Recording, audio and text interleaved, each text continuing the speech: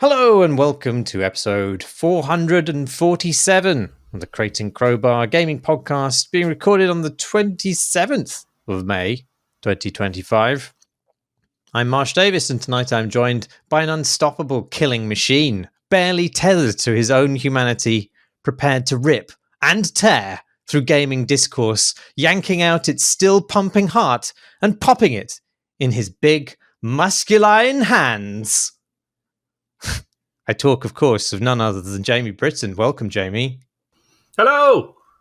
If you were going to murder one game and tear out its heart in order to boost your base stats, what game would you commit a murder on? I tell you what. What attribute would it advance as well? That's the other question.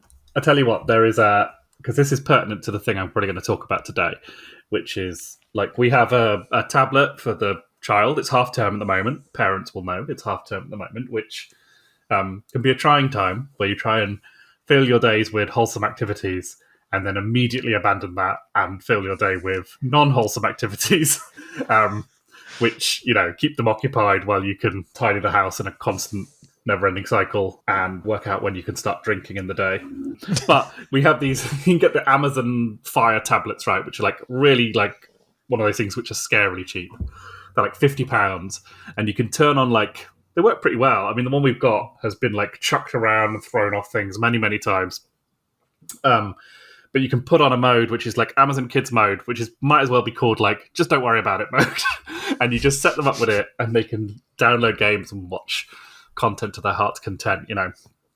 And so you can sort of set up quite modular filter settings to see what they're playing. But like, actually, when you see what the games are, they are technically, in terms of content, sort of benign. Like, on paper, they're benign.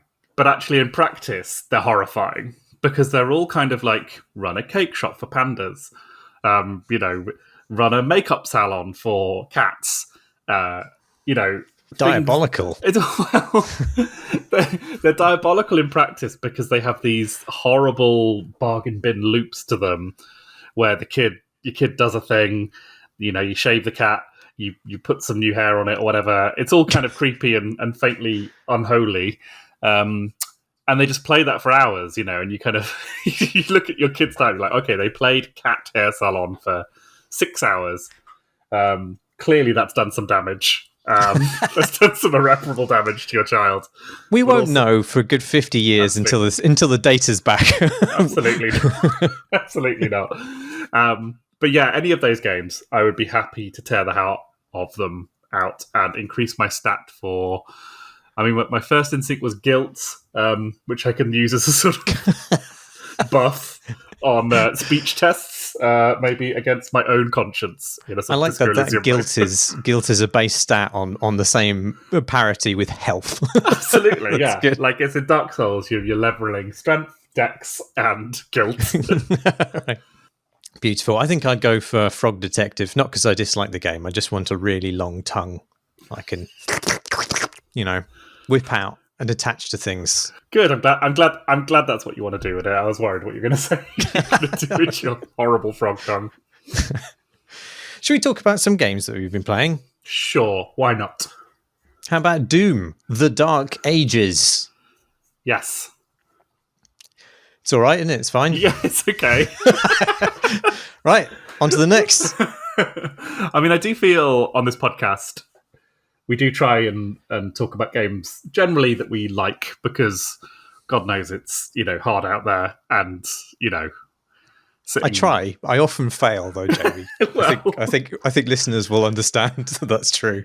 I think it's interesting because, you know, listening to the sort of discourse on this new Doom game, it's kind of had a, you know, relatively positive reception, and usually people talk admiringly about the series post 2016 having this ability to sort of iterate on itself. So 2016 was this kind of fun, you know, a sort of almost like a AA game with, you know, pretensions to something, you know, more. And I think that people really responded to that. It's a great game.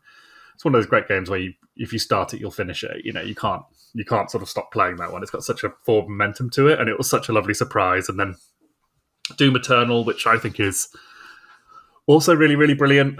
I can understand, people who don't quite click with that one. For me, it was worth it for and it was only a couple of moments in that game where I did feel like a horrifying dynamo of murder and kind of induced a state of pure bloodlust in me. There's a couple of moments where I realised I hadn't thought about anything apart from death and blood, for solid 20 minutes, and that was quite invigorating. Was that also during a half-term break? Absolutely, fucking yeah. A day at the Hobble Down Heath in Feltham will do that to you. So yeah, and with this one, I was interested in it because Doom Eternal was very fast and very furious, and names of other movies with cars in them, and I'd like the idea of slowing down and having a shield and bopping people with it.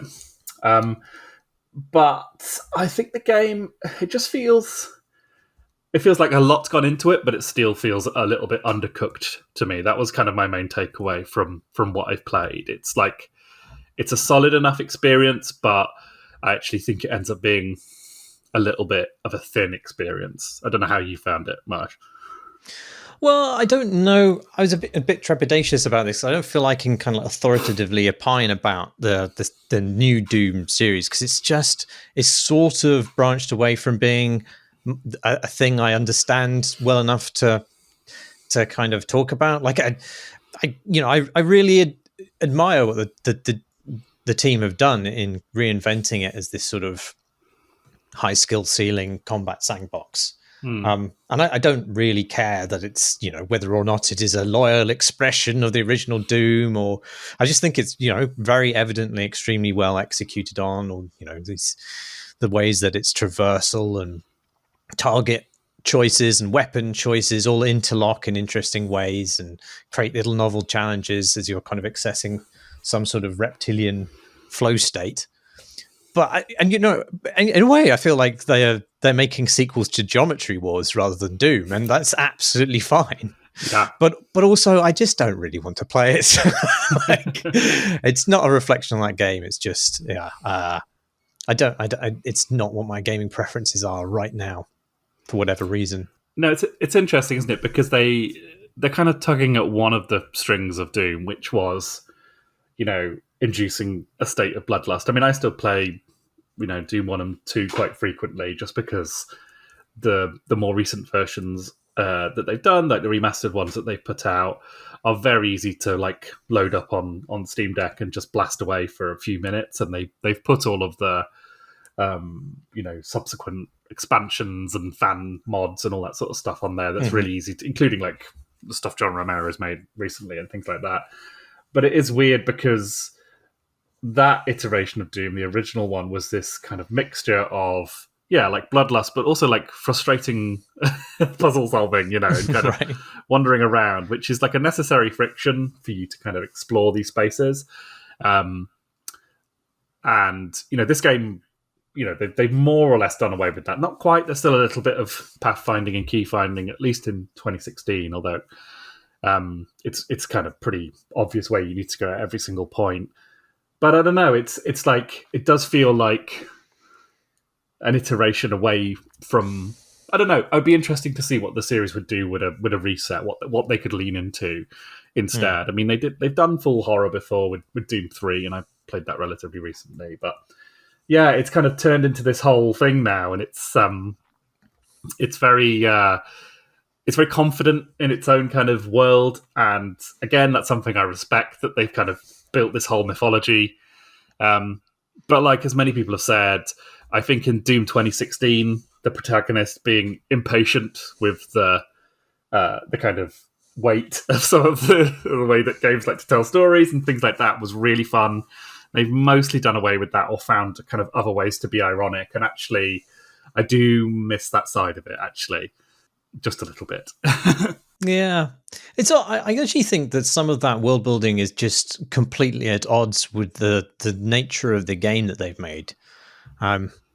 It's very noticeably grey and brown, which is not bad in itself. But but put the way that works alongside the level and game design just sort of disguises, I think, a lot of the talent behind the art in the world. I know some amazing artistry in there. I'm a huge fan of Kenneth Scott, who is, if you can think of a Gribbly in Doom, he's probably got his fingerprints on it. Yeah. But like, it's just in a literal sense difficult to see a lot of it because you've got this reduced sort of like palette, and then the fact that you're always nearly moving at speed, and then there's by default there's this a big blue ring of whooshiness, like this screen effect over the screen as you're running. And it just literally obscures the environment. And you can turn that off in settings, but because of the nature of the game, you are inclined to tune out the background. And the game's palette makes it very easy to do so. And it just feels like, well, it's a bit of a shame, isn't it? Like, I mean, it just feels like the blue whoosh ring paradigm is sort of at odds with everything else they've made, to the extent that I don't think it would be a worse game, any less fun at all, if it was a purely grey boxed prototype. No, and I think it ends up, I don't know, I don't speak the language of graphics like you do, but with your whooshy blue rings, but like it does end up being like a very like function for whatever it actually is.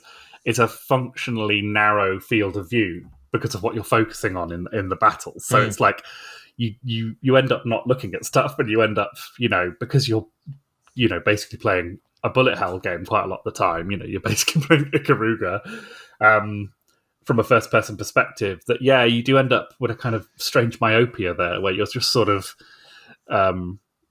dashing around and shooting things and using your shield charge. And it's funny. I feel sometimes a little bit claustrophobic in that game, and not necessarily in a good way. And even though we've got these nice open worlds and these nice sections where you're stomping around as Big Doom guy, it doesn't feel as wide and open and expressive as I think it could, possibly. I wasn't totally wowed by the big mech moments where you go around walloping demonic kaiju. I thought that felt very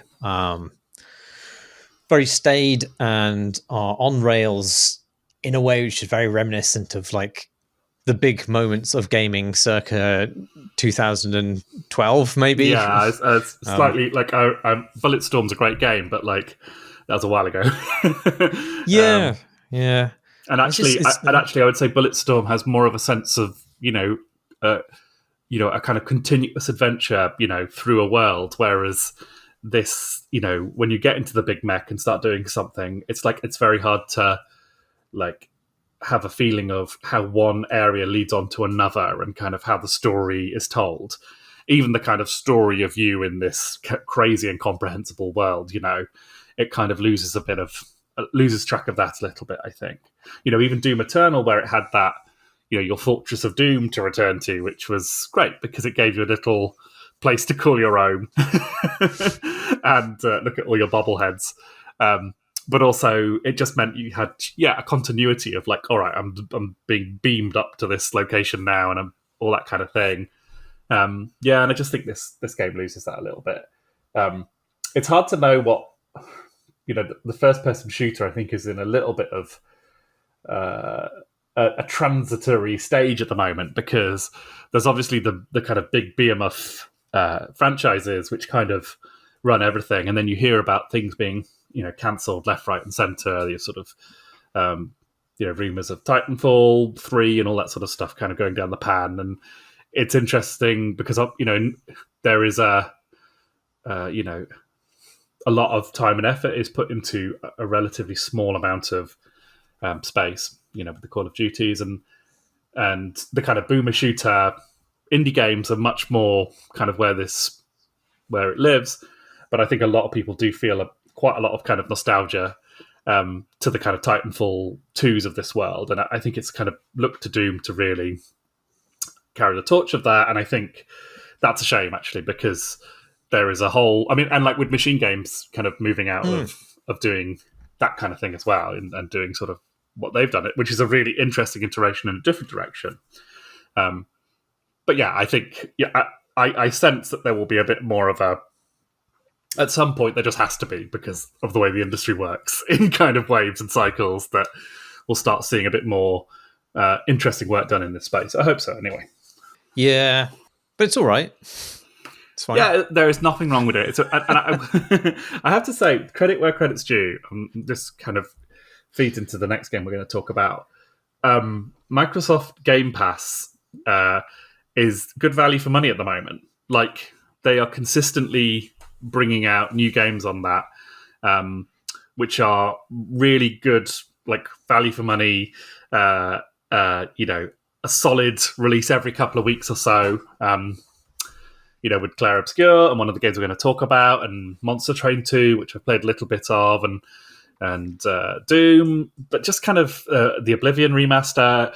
It just feels like the kind of version of Games Pass that Phil Spencer was sort of promising a couple of years ago and sort of acting like actually existed, is kind of, at least at this moment in time, is kind of there. It's kind of extant, and I think, I think a couple of years ago we were sort of slagging off Xbox and kind of the slightly missed opportunities of Game Pass on here, and I've been thinking recently, actually, it's kind of been a pleasure to load up Game Pass and go like, ooh, there's a new thing here. Excellent.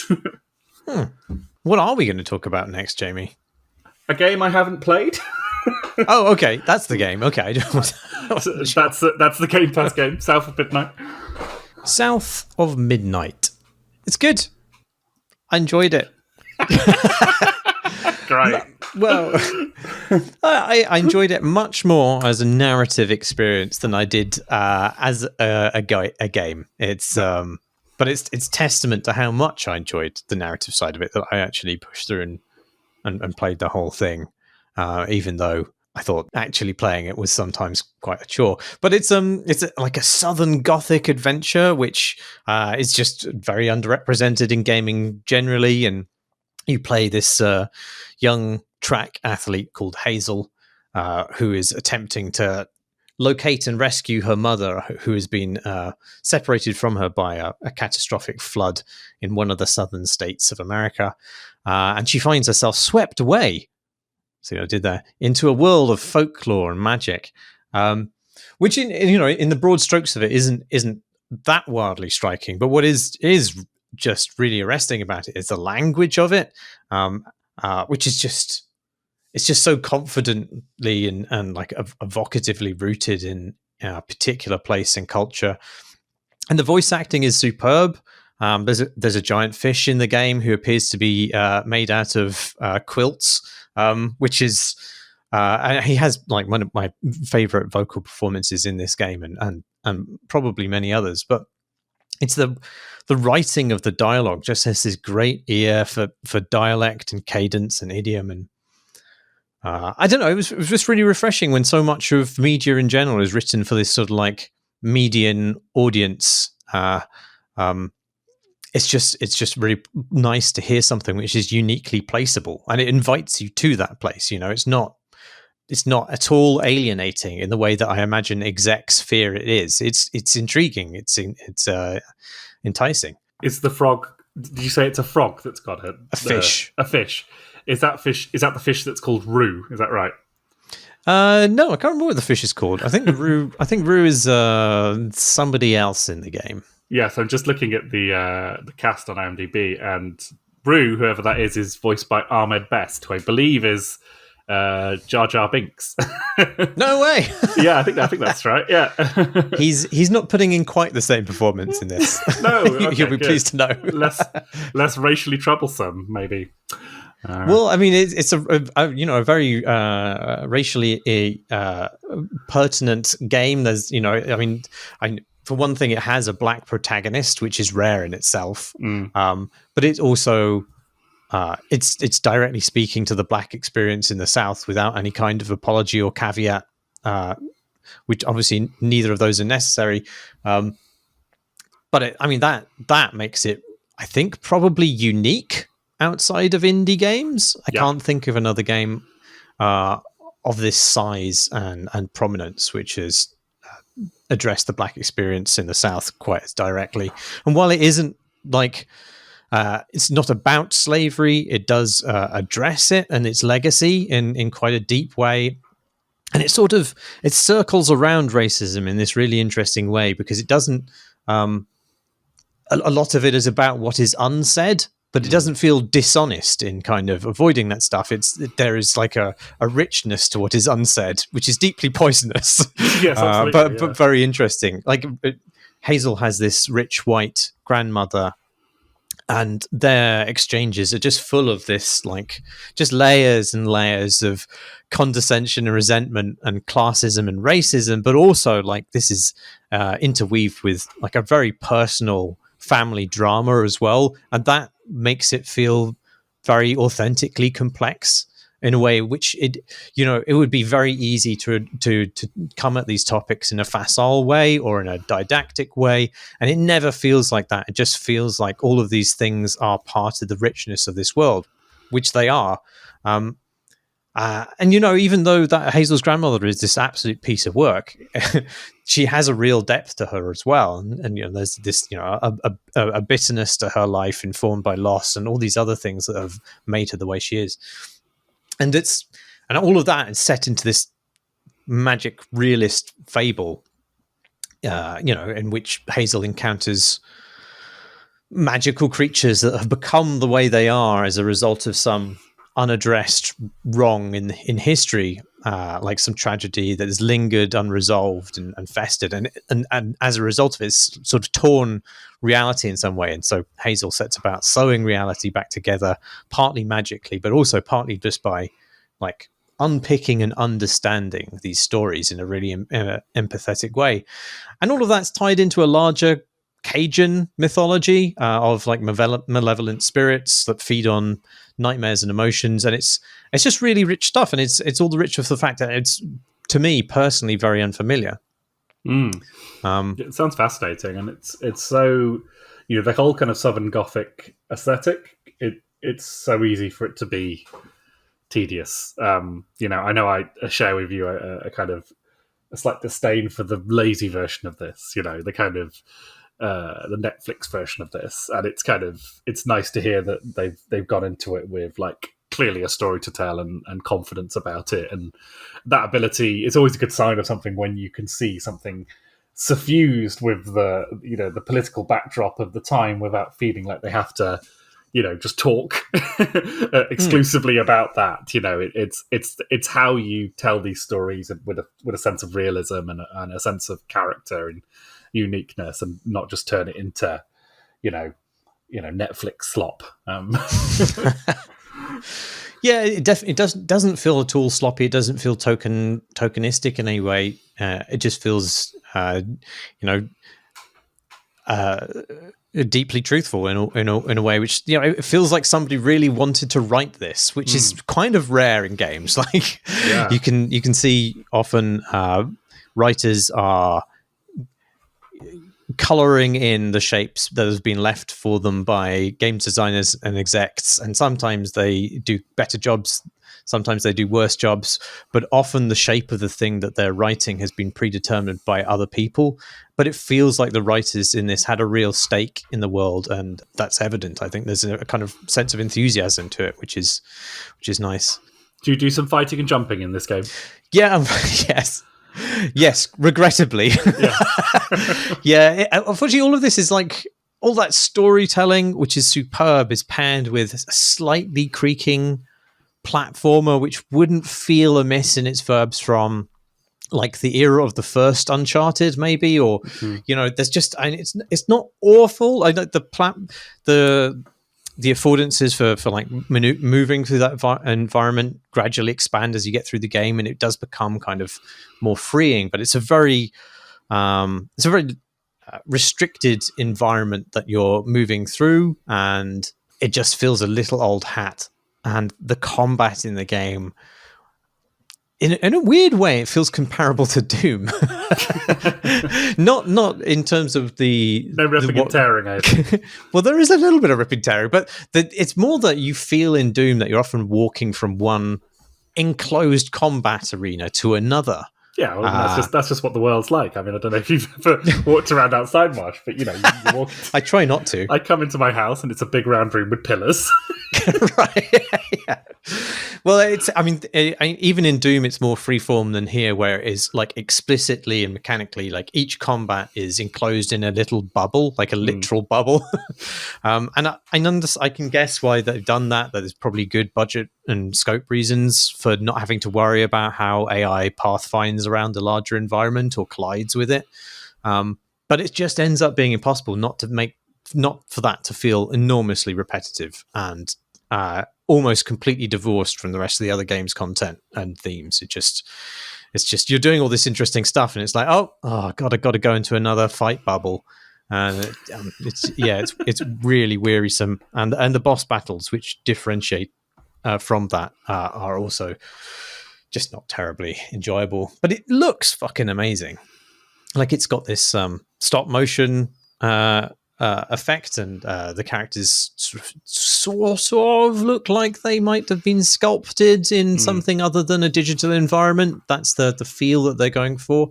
But also just the landscape in the game is beautiful. This very kind of overgrown swampy landscape, which has been double swamp by by the flood, which is very slowly receding. Monster swamp. And does foliage really well. It's like I know how much you love foliage. I do love foliage. A dense bank of varied trees, varied cultivars. Oh, fringing a gully, you say? Oh, yes. Games have rarely done it better. You know how foliage artists work is that they build. I mean, you probably know this is new information to me with a colleague telling me about this, but they build like one like Socratic ideal of a bush, and then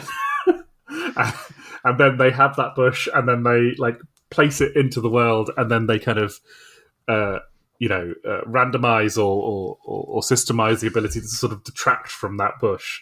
So you never see the perfect version; you just see like slightly shitty copies of it, and that is how you create a realistic sense of foliage and plant life in your game. Right? Yeah, it's all about the degenerate bush.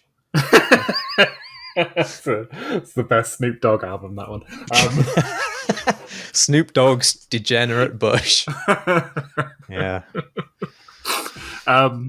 Talking of Snoop, or rather, talking of the soundtrack. This game has a really remarkable bluesy soundtrack. Lots of finger-picked guitar. Nice.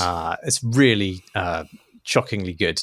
Apart from the lyrics, so I've been like absolutely pouring sugar on the writing in this game, but it's really strange that because there's this enormous subtlety in getting that dialogue to have that authentic patter to it and have all that kind of the layers of meaning and stuff. And there's like a larger, kind of wonderment and mystery to the magical events. But then the soundtrack's lyrics are like, ooh, he's been turned into a tree. He wishes he was free. It's a tragedy. And you're like, oh, okay. Maybe I'll just turn the music slider down for a second in the settings. Yeah. Oh, well, it sounds excellent, and I do wish to play such a game. I hopefully will. I don't know why I'm talking like this. Maybe. What have you been playing?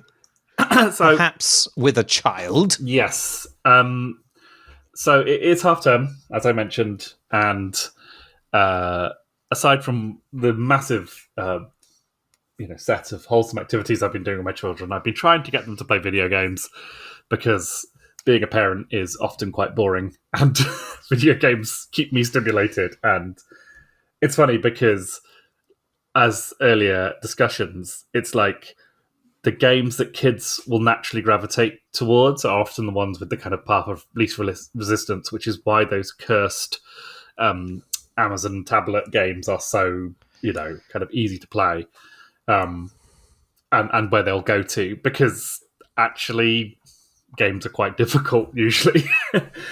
So there are plenty of kind of Peppa Pig games, Bluey games, things like that, which will keep their attention for a little bit, especially the little one. She's 3 and she's happy to kind of pootle away on pretty much anything. They do this good thing on PlayStation now where you can have your controller and then you can assign another controller as the kind of support controller, meaning that if your kid's playing, whatever, and is stuck, you can just pick up your controller and use yours to kind of and make them think that they're doing it themselves, which is lying and doesn't, but I don't need my child to think she's, I don't mind lying to my child about her ability to play Astrobot. It's fine. The 8-year-old, my 8-year-old, she's a bit neurodiverse, and things like controlling a game don't necessarily come naturally to her or easy to her. And again, it's that same problem of like that thing, as been said many times before, of like, right, you control your character with the left stick and you control the camera with the right stick. Unless you've been playing games for years, it just doesn't make sense. You're like, it takes a long time for her to internalize. So I've been trying to play a few games with her. We started off with Infinity Nikki, which a friend of mine recommended and said, he's been playing with his daughter. And Infinity Nikki is a gacha game where you play as a princess lady in a really like stunningly realized, like open world, Breath of the Wild style, where your kind of magical powers and your destiny are tied up in the clothes you're wearing. And obviously it has gacha mechanics where you rolling for particular outfits and stuff like that. Really exquisitely drawn, like clearly like just billions and billions of man hours have gone into this game.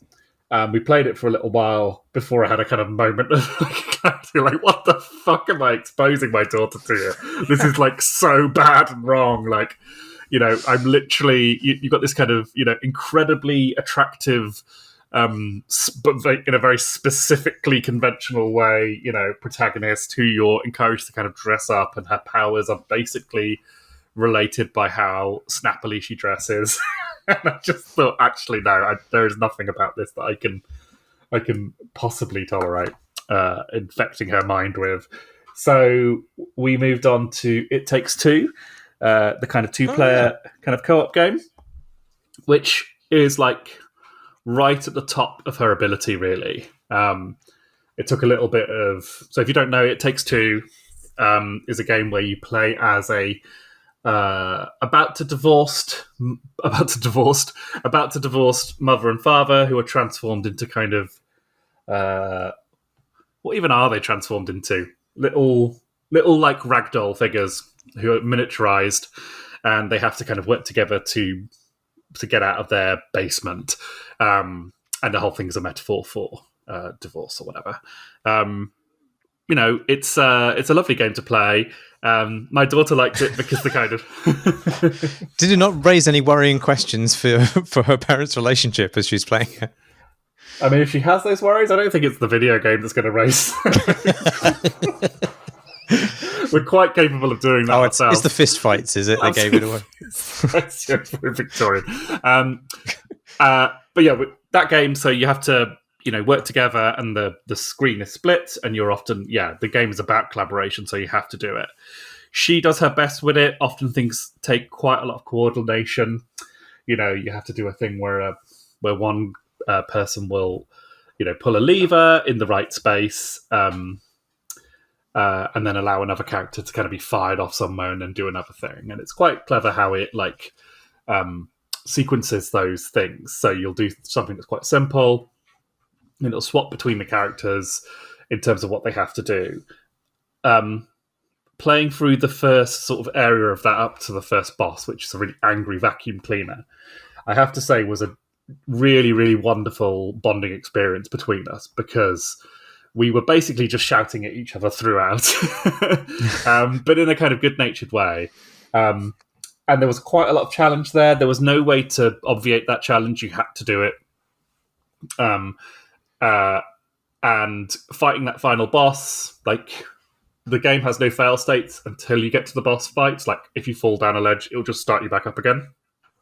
But with the boss battles, I assume at least we only played the first one, if you both get kind of downed by the boss, then you die.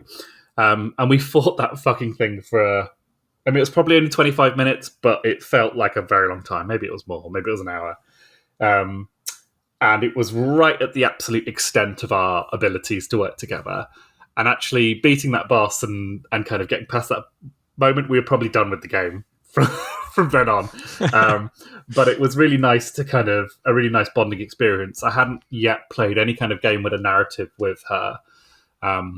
And I think it's a really good one to have on the back burner to maybe go back to when she's a little bit more dexterous with the gamepad, because, and I know that company have this game out recently, Split Fiction, which a lot of people have been saying good things about, and it is true that like the way that it takes two at least prompts you to work together is very, very clever and very, very shrewd, and actually is a kind of constructive form of cooperative play, which I hadn't really encountered before, because it's sort of the necessity of it is tied into the narrative stakes, but also into the level design itself. Like, it will set you an objective and expect you to get to it, and there are wonderful moments where, even for my 8-year-old, where she'll go scurrying off to try something out before we've even communicated about it, in the room. So that was really good fun. So I want to go back to that one. The other games we've been playing are Nidhogg. Oh, wow, yes. So Nidhogg... Slightly less cooperative in its nature. Absolutely. So Nidhogg, which I just checked and was first discussed on episode 25 of Crate and Crowbar. Wow. So I don't think it's... I think it's okay to talk about it again 10 years later. But so Nidhogg is a fencing game where you play as two little stick figures. It was really fun to boot up with my daughter, because I'd never played it before, and I just thought it would be fun to try. So we didn't actually know what the rules were. And puzzling that out was actually quite fun in of itself, right? So with Nidhogg, basically, when you kill the other player with your sword, you then have to kind of run to the other end of the level through a few screens, and then get eaten by a worm, which she thought was hilarious and is quite funny. And it took us a while to work that out. And it has been quite interesting watching her play that game, because it's a game where you're basically wildly stabbing at each other with swords. But there is obviously some skill in it, but you can play it for quite a long time without any skill. And it's been really satisfying to see how that game rewards skill with moments of stupidity.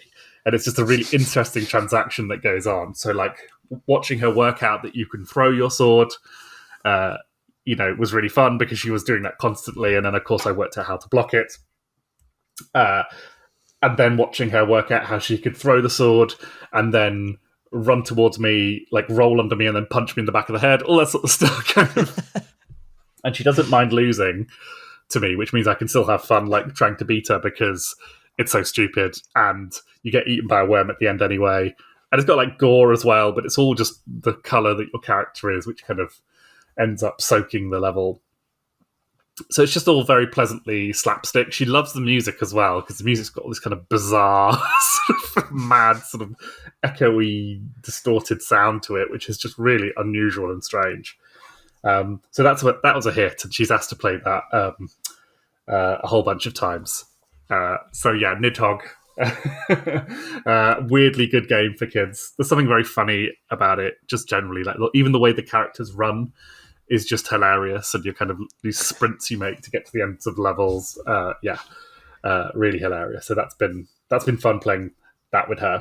And then the last game I'll talk about playing with my kids is actually something I've been playing with an emulator, which I guess you can arrest me for, but is Kirby's Air Ride. So they recently announced a remake of this when they were announcing the Switch launch games. And I remember playing it years ago and not really understanding it, but I've been playing it on emulator with both kids, because Kirby's Air Ride is a game for the GameCube from 2000 and whenever, where there's no accelerate. It's a racing game, and there's no accelerate. You just zoom around your track on your little star, and you press X to kind of go around corners. Yeah. You can kind of hold down, and then you release and you fly off. And then you've also got these abilities where you can suck up the enemies that you encounter in the level and use them against each other. And I play that with both kids, so with the 8-year-old and the 3-year-old on a split screen, using my Steam Deck as an emulator. And it's such a wonderful game. It's brilliant. First of all, you can play it with kids because Kirby zooms along perfectly happily without you doing anything at all. The levels are beautiful. You've got all these incredible kind of moments where you sort of, there's one that starts off above the ocean and then dips down underneath it, and you get this kind of amazing vista of this underwater. My microphone there getting excited. This underwater city and these kind of mad techno landscapes and things like that. There's so much artistry and beauty in that game, and one of those great kind of sort of Nintendo soundtracks with lots of kind of bombastic horns and things like that. And it's just a really stimulating, really kind of unthreatening world to play. And neither of them care if they lose or win, really, because it's so much kind of fun to have the kind of experience of it. That sounds amazing. It sounds like you've really gauged the right level as well, and found something which is quite a thin strata of experiences that are kind of uniquely joyful. I mean, being, as you just said, like unthreatening, and what was the other word you used? I don't know. Whatever you were saying. Whatever I said. Yeah. No, time's fleeting. Move on. Yeah, it's funny because even though like Nidhogg is violent, it's violent in such a stupid way that I'm not worried about my 8-year-old. I mean, I was playing fucking cannon fodder and worse when I was her age. Sure, yeah. Which are, I guess probably quite similar actually. I'm certainly not going to be firing up Doom. No. I've been playing the Resident Evil 4 remake recently, and I have to turn that off so quickly if they walk into the room, because the shotgun in that game just tears people limb from limb. It's so violent and gory. But yeah, like it going back into the kind of retro games, like also playing a bit of like something like Beautiful Joe as well, where it's just like it's fizzy and stimulating and but also sort of safe as well, and that's kind of a nice little place to be, I think. Yeah, and Kirby's Air Ride is like, I'm really, really excited for the remake, because I think when the original came out, it got kind of, just from like reading up on it a little bit, it got like, I think Edge gave it like a brutal score of 4 or something, which is, hardcore for them for a Nintendo first party game. So I think it was slightly got maligned at the time, but it's actually clearly something of a lost classic. One thing that's quite funny about it is it has rubber banding, so if one person falls behind, they get a speed boost, which you can set in the options. But because my kids will often fall quite far behind because they'll end up like going the wrong way or something, the rubber banding is such that like if I've got really far ahead and they're miles behind, the speed at which their characters will end up going is just like mind-buggeringly fast. It would just shoot them off to kind of catch up, and that's quite fun to watch them going, I don't know what's going on. So sort of zooming around these crazy levels. So yeah. One of the levels, you get loaded into a cannon and fired into another country halfway through the track. It's pretty great. So yeah, various games with my children to play. Oh, that sounds good. Yeah, it's nice. It's nice to introduce them to the the cosmic horror, which is Kirby at a young age as well. It's good for them to, get that trauma out of the way. Absolutely. Yeah, and there's so many, like, it's one of those games where it's all controlled with 2 buttons, so it's just the left stick and the X button as you go around corners, and the same one to suck up abilities, and then you can flick your stick to do a little spin attack on the other enemies. But like the power-ups, there's so many of them, and they also all interact with each other, and they also have like counters. There's that kind of weird thing. Again, it's kind of quite Kirby-like, I think, to have like quite a lot of weird depth. Because I think that game's director is the Smash Brothers guy, which again has a similar kind of level of depth and interaction and all that kind of. The games seem quite simple, but then they're actually really overstuffed. And actually, to a kid who's just not really, doesn't care about the story behind it or how you got there, or what lineage the game exists in, like the fact that like you can turn Kirby into a bird, which will give him a speed boost. But if you hammer on the X button while he's doing it, he'll flap his wings and you'll go even faster, and all that sort of stuff is like just really fun for a kid, I think, without them having to necessarily understand the mechanics behind it. Sounds good. Do you have games lined up for them next? I play a little bit of Rhythm Heaven with them again, which they announced a new version of coming out for Switch 2 next year, which I'm super excited about because the Rhythm Heaven games are amazing. They're the same people who make again, this is like back page podcast material. I'm so underqualified to talk about this stuff, but the Rhythm Heaven people are the people who make the WarioWare games. So they're like mini game geniuses. And then the Rhythm Heaven games are, musical versions of it. I'm sure I've spoken about them before because they're so like wonderfully joyous. The one I emulate is the one from the Wii, which I think is called Rhythm Heaven Fever, which is just got loads and loads of mini games in it. And there's one which me and my daughters are obsessed with, which is called, I believe it's called Ringside Interview. I might send you the YouTube link to put it in the show notes because it is just like bottle joy, which has a woman interviewing a wrestler, and she says to him, "Wubba dubba dub, is that true?" She says to him, and then you have to press X to make him go, "Hmm." And then she says it again, "Wubba dubba dub, is that true?" We actually do this on car rides to half the time because she also goes, "Wow, you go, big guy!" And then when she says that, you press X twice, and he does that kind of pose. And then a photographer shouts from off, "Pose for the fans!" And on that one, you press X and B, and he goes, "Oh," like this. And it's just, and it mixes it up, so you don't know which one's kind of wubba dubba dub. Is that true? Wow, you go, big guy. Pose for the fans. Oh. And we just sort of play that as a game with each other and to kind of call and response, and that's really good. But yeah, the new Rhythm Heaven game, I'm really looking forward to playing with my kids because I think, again, it's like all played with one button. You have to just hit the beat. And they mix it up to have games which are like, very simple, and they get more complex as they go on, But as one of the famous ones is a monkey that squeaks and throws a golf ball, and then you hit the golf ball, and there's a big mandrill monkey standing there that throws a baseball at you, and you have to hit that on the offbeat as well. Things like that. It's just like really good and really, really kid friendly. Yeah. Are there any games that you're sitting on that you can't wait for them to be just old enough to play? Not in terms of maturity, just like in terms of dexterousness or willingness to embrace challenge. I mean, I would love to get a 3-person Spelunky squad going with my 2 girls. I do think it might be a bit beyond. I mean, it's beyond me, so it's definitely going to be beyond them to play that. I love the thought of that. There's a person I know at work who's been playing it with his kids, but I think his kids are better at video games than me. Like so, and my children. So there's that. I know that once my eldest has, like, again, she's just a little ways off, kind of getting this sort of skill level up to be able to like play through one of the 3D Mario games. Because what I'd really like her to have, I think the thing that she'd really enjoy is that sense of discovering something for yourself.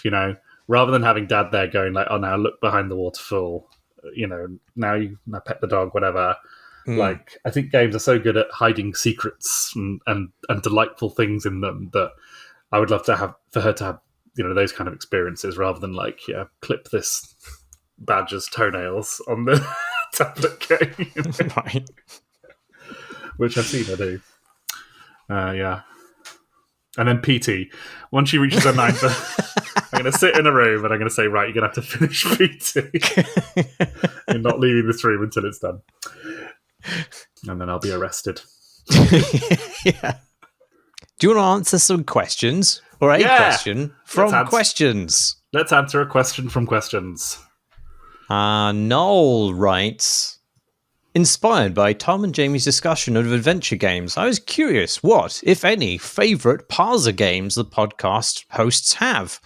By this, I mean ones where you have to type in words, you get words back. Personal modern favourites of mine are Counterfeit Monkey, a brilliant wordplay game by Emily Short, where the first item you get is a tea remover that can turn a tote into a toe, and Hadean Lands, an alchemy game by Andrew Plotkin on a mysterious spaceship." So I asked a follow-up question just because I wasn't familiar with the term parser games, and it seems that this is a very common term and I'm an idiot, but it means like a subset of text adventure games where you're typing in words rather than selecting from a list of verbs or options. I haven't played many of these. I've played my fair few text adventures, and I've spoken about them before on the pod. But yeah, these kind of specifically parser games, not too familiar with. I will say, as a kind of stupid answer, is that the video game Enter the Matrix, which was the game that takes place whilst the Matrix Revolutions, I think, is happening. There's a bit in that movie where, God, what's the actor's name? She's Will Smith's wife. Chris Rock didn't keep his name out of her mouth. Yeah, her. Is it Jaden, or is that some That's his son? Okay. Oh no. She's not the one who whipped her hair back and forth. In fact, she had the opposite problem, if you remember. What's her name? I can even remember her character in The Matrix. She's called Niobe, right? Will Smith's wife, Jada. Her name out of your mouth. Pinkett. Yeah, Smith. Will Smith emerges from beneath my death to wallop me. Yeah, Jada Pinkett Smith. There's a bit in one of the Matrix movies where she's like, okay, I'm in. And what's happened there is the video game that was released around about the same time. The player has defeated the enemies in that. So, I love that game. It's really stupid. It's really bad. But it's kind of fun. And it's got slow motion killing in it, which is always good. But on the disc, it came with, on PlayStation, it came with like a hacking mini game where it gave you a command prompt with all like Matrix colors on it. And you had to like hack into this system, by like typing the word help. And then looking down the list of commands there and finding the relevant functions, and it was silly, but it was perfectly pitched for my 15-year-old brain to kind of sit there and puzzle out with a PlayStation controller in my hand. And eventually, you unlocked a message from Morpheus, which actually Lawrence Fishburne voiced. And it was just a really nice thing for them to include because it just gave you a little campaign. It's funny because years later when I played the game that Chris Thurston wrote, what's it called, that one? The hacking one he did. Hackmud. Yeah, Hackmud. Playing that years later, and that is exactly the same gameplay, but clearly written by people who are experts in their field rather than presumably one of the designers of that game in an afternoon writing a little text tree thing. But yeah, that was a favourite of mine because it was just a little surprise that they kind of included on the disc and kind of was fun to sort of fiddle around with. I can't think of that many parser games as differentiated from other kind of text adventure games that I've played. Certainly not recently. I suppose Type Help counts. But beyond that, I don't know if maybe the success of Inkle and its product Ink means that a lot of text adventures and Twine and things have meant that text adventures have sort of become dominated by choice-based text adventures rather than parser-based text adventures. Yeah, that's complete supposition. Probably bullshit. We'll never know. I should have. Emily Short is one of those people who kind of everything she sort of ever touched is worth investigating. So I'm going to look up that one that I'll mention, and maybe it will make an appearance on a future pod. It's funny because it's interesting to know what a parser game gives you, really. I think information games are quite well suited to them. I think, Sam Harris games are... Sam Harris? There are no Sam Harris games. Sam Barlow games are well suited to them, even though they're not technically parser games. But, the stuff that Inkle do... I recently played through the first 3 Source 3 games, which I really recommend, by the way, if anyone listening hasn't played them. They're wonderful.